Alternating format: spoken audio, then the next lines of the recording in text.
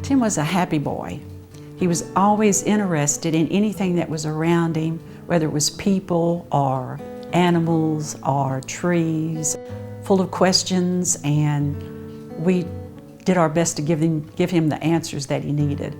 We lived in the country and we had woods all around us, and I suppose as soon as he got up and going, he was off in the woods trying to find, you know, traces of deer or turkeys or whatever he could find, or some dead animal to drag in.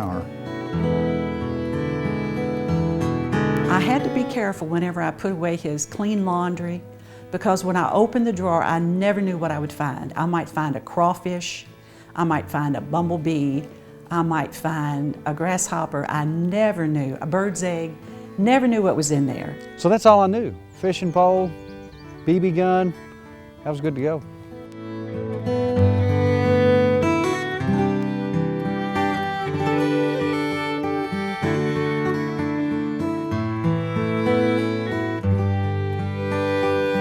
I was on my way to Millington, Tennessee, where I was stationed at the time, and I remember waving to Mom and Dad, and they gave me the talk again, Timmy, be careful on that thing. I'd already been almost run over several times. But that particular day, I was doing everything right, I thought. I was going off an off-ramp there on 64, and there was just a little bit of sand and gravel that had been spilled out on the highway, and I remember feeling the rear end of the motorcycle move left to right, and it's one of those bad feelings when you know you're going down and you can't do anything about it. I had time to look at my speedometer, and I was doing about 35 miles an hour. And I thought, I had time to think, okay, I'm going down, but I'm probably not going to get hurt. And I was under the guardrail, over the hill. I remember getting up, brushing myself off, and kind of struggling up the hill to cross the guardrail. When I crossed the guardrail, I noticed my hip felt funny.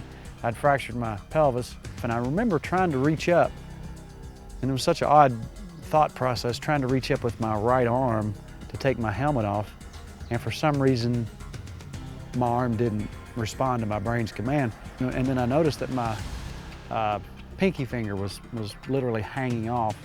I knew at that point that I had to get help, and I had to stop the bleeding because I lost a huge amount of blood. So I reached up and, as best I could, pinched off the blood flow and stumbled up to the off-ramp, and I counted several cars go by. And I remember the people's faces. I must have looked awful. I couldn't stand up anymore, so I laid down. And at the time, I was so dizzy and wasn't thinking, I laid down actually in the off-ramp.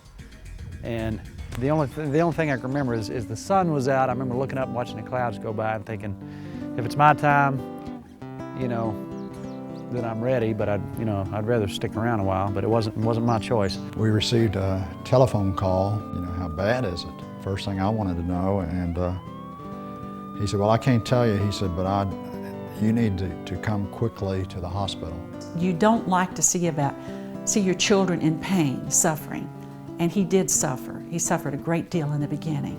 I woke up about 2 weeks later from the pain medication. Scary sight to a young fellow who's, you know, just planning his life and planning on the Marine Corps as a way to make a living. And how in the world am I going to fish? How in the world am I going to do all these things that are ingrained in my very being? After a certain point, it was like he had a determined mindset, and off he went just like before. I went hunting with a fellow named Dexter Wilburn. Now Dexter at the time was in his late 60s, and he used to see me piddling around out there and plinking around, and he said, Farmer, let's go squirrel hunt. Greatest guy I've ever met. And he took me out to squirrel woods, and that was a new birth as far as hunting. It was time to do everything again, start all over. You know, all this hunting and fishing that I'd done, I had to start all over and figure out a new way to do it. He was always upbeat and positive and willing to try new things. And I'd see all these guys, you know, bow hunting, and I'd never say anything, but that was really something that I wanted to try. So I just went out, bought a bow, didn't know anything about draw lengths or anything like that. Went to Walmart, got me the cheapest bow I could afford, compound bow at the time. Took that thing home. How in the world am I going to do this? Sat down and would put my feet against the limbs and pull back. So I finally heard about a guy in Washington State. Actually, Billy Mitchell, a fellow I work with, brought me a book. So look at this guy shooting with his teeth. So we took a piece of leather, put it on the string, took it in the backyard, and boom.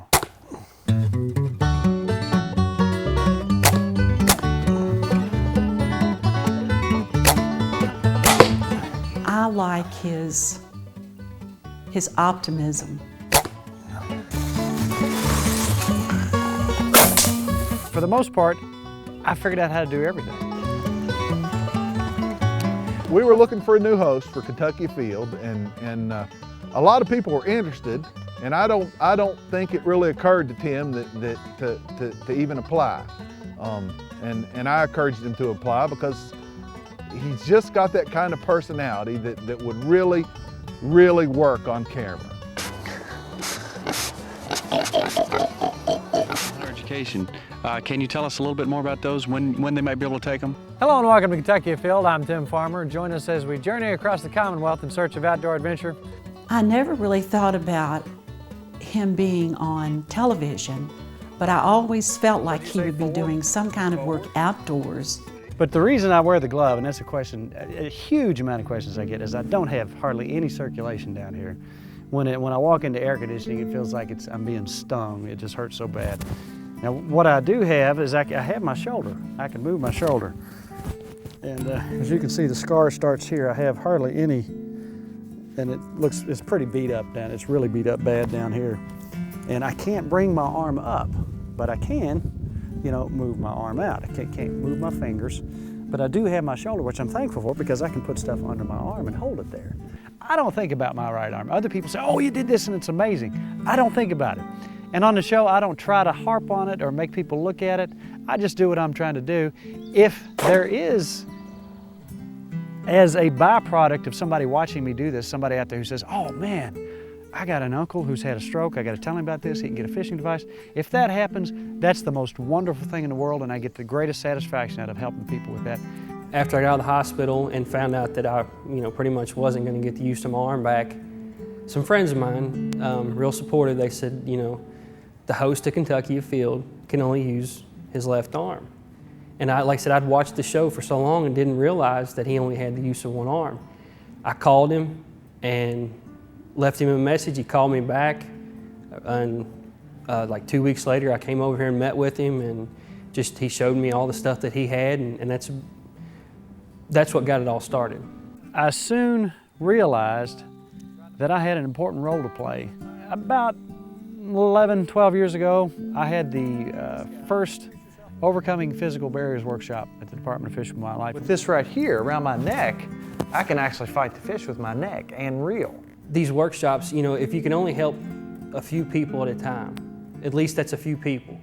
And you're getting them back out there, getting them their hopes up to where they can do something again that they've done before. And just to talk about him, how he still bow hunts, even only with the one hand, and he shoots with the teeth. I mean, that's inspiration. How many people would go to that degree and overcome what's happened to him? So I mean, it's really eye-opener. I mean, if there's something you want to do, you just have to go and try and get her done, I guess. I'm very pleased that he's been blessed to do the things that he has, especially in helping others. Above everything, Tim's just a good person. He's just friendly, happy-go-lucky. I've yet to see anything that Tim didn't find a way to do. Sometimes there's just agony, and that's one of the reasons I stay busy. I mean, if I had to think about this kind of pain that takes place, especially when it gets cold, and it's hard sometimes, but what happens when I start to hurt is I get busy. Beautiful animal! God, I can't tell you how. It doesn't make any difference to Tim if you drive a Cadillac or if you're pushing a bicycle. He's interested in you, and if you want to talk to him, he's ready to talk to you. I just think it's a gift. I think it's something above and beyond just nature.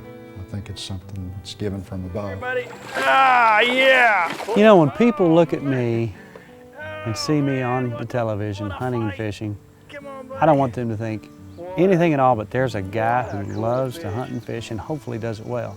Till next week, I'm Tim Farmer. I hope to see you in the woods or on the water.